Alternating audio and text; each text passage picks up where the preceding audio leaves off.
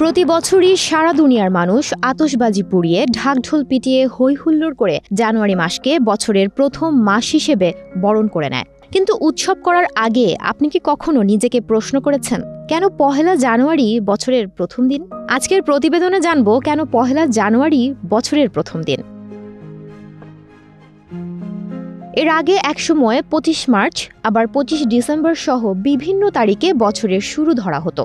এর কারণটা ছিল মূলত রোমান পেগান উৎসব এবং ২০০০ বছরেরও বেশি আগে রোমান সম্রাট জুলিয়াস সিজার যে ক্যালেন্ডার চালু করেছিলেন তার সূত্র ধরে।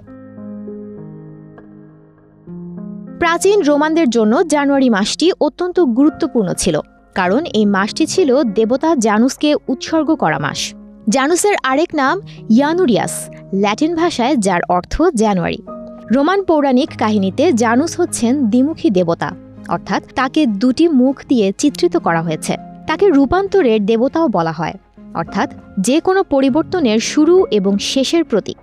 ইংল্যান্ডের বার্মিংহাম বিশ্ববিদ্যালয়ের অধ্যাপক ডায়ানা স্পেন্সার তার এক ব্যাখ্যায় বলেন, জানুসের দুটি মুখের একটি সামনের দিকে আরেকটি পেছনের দিকে ঘোরানো।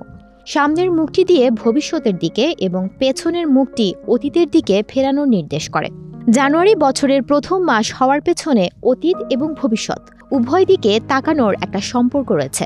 সুতরাং যদি বছরের মধ্যে একটা সময় আসে যখন কাউকে সিদ্ধান্ত নিতে হয় যে এটাই আবার শুরু করার সময়, সেক্ষেত্রে জানুয়ারি প্রথম মাস হওয়াটা যৌক্তিক।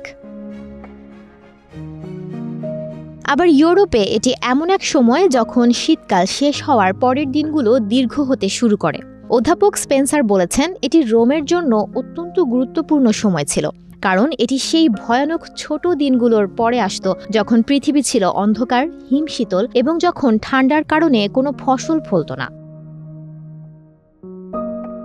কেননা বছরের দীর্ঘতম রাত ২২ ডিসেম্বর থেকে ক্রমেই দিন বড় হতে থাকে, আর জানুয়ারির শুরুর থেকে দিনের দৈর্ঘ্য বেড়ে যায় সূর্যের দক্ষিণায়নের ফলে।